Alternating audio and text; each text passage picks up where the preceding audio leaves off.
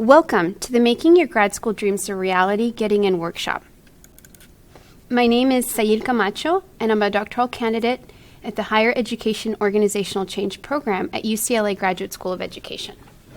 And I am Elizabeth Espinosa, Student Programming Coordinator for the UCLA Labor Center. I also received my master's in education and my teaching credential in math at Stanford University.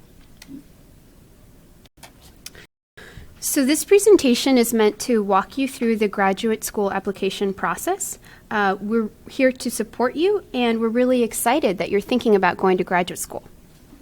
We would also like to thank the Labor and Workplace Studies minor for putting on this workshop last quarter, the UCLA Labor Center for translating it into a video workshop, and the Institute for Research on Labor and Employment, our umbrella organization.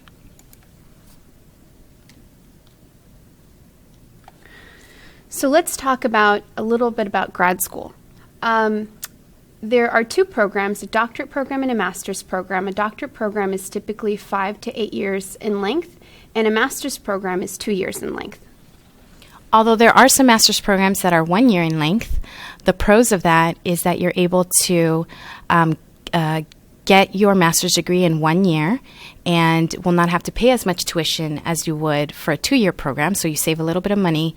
The con, though, is that it's a very impactful program. You will be taking a lot of courses, doing a lot of other potential experiential learning that's involved in your master's program, working on your thesis, all within 1 year. So definitely think about those two considerations if you are considering a 1-year program. So when it comes to funding, PhD students are generally funded through teaching assistantships or graduate student researcher positions. And how it typically works is you're employed for half-time at 50%, and your TA-ship or GSR includes a tuition remission, and so that pays for your fees and tuition. However, master's programs aren't typically funded that way, and students have to pay out of pocket or through loans.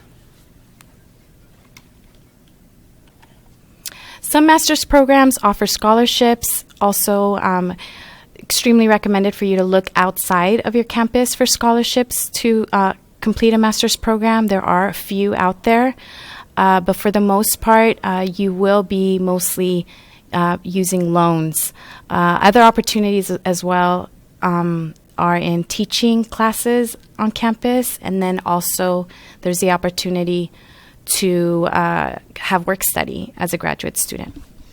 So when researching graduate programs, it's really important to look into what the funding looks like for a typical student, and also look at what the funding looks like beyond your first year. Because graduate student programs are so long, it's important that you think about how the program is going to support you throughout the process and not just the first year.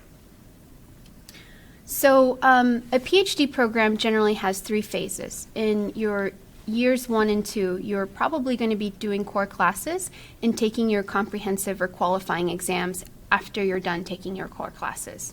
In years 3 and 4, you're taking elective classes and preparing for your dissertation proposal. The dissertation proposal is often also called the oral examination portion of your doctoral program. And in years 4 through 8, you've hopefully proposed, and your research and writing is about your dissertation. At the very end, you defend your dissertation. So the PhD program is generally very unstructured, and there's a high expectation of publishing because of the academic and research focus. For a master's program, there's generally 2 phases. Years 1, you will have core classes, and for year 2, you will have elective classes also working on a master's thesis, or for example, if you're in a teaching program, you might be working on an educational portfolio.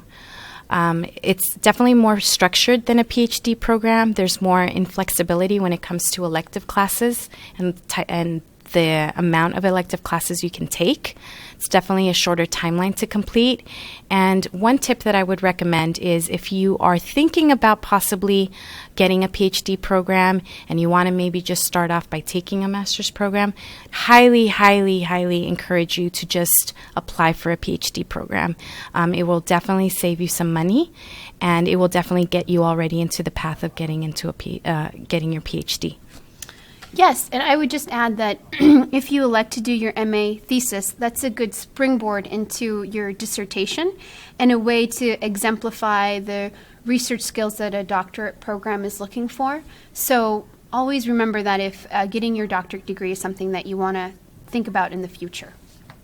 So some things to know about graduate school is that your bachelor's degree is important in terms of your scope of study and how it relates to the graduate program. The classroom style is a seminar discussion, and it's important to know who the faculty are, what their research interests are, and really understand how that relates to your program and your role in that program. The skills that you are going to really need in graduate school is, of course, reading, writing, logical reasoning, and self-motivating, because a graduate program can be very unstructured, and so it's going to be on you to get yourself through the program. It's also a great idea to get to know the director of your program in case you are applying to a master's program. They have a lot of input and can provide you with some really strong ideas on how to make your application strong. You could also schedule a visit with them. They will get to know you a little bit better, which can be to your benefit when the application process begins and they are part of the selection committee, which usually is the case.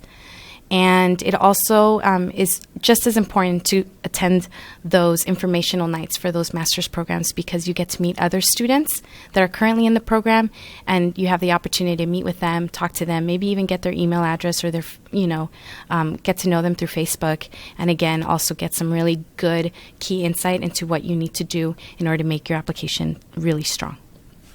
And I would add that it's a similar process for doctoral applicants. It's important to, in your application, identify which professors you want to work with and why in relation to yours and theirs research interests.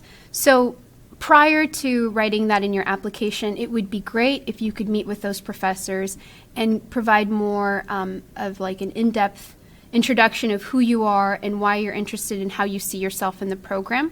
For example, when I applied, not only did I schedule a meeting with my advisor, but I also sat in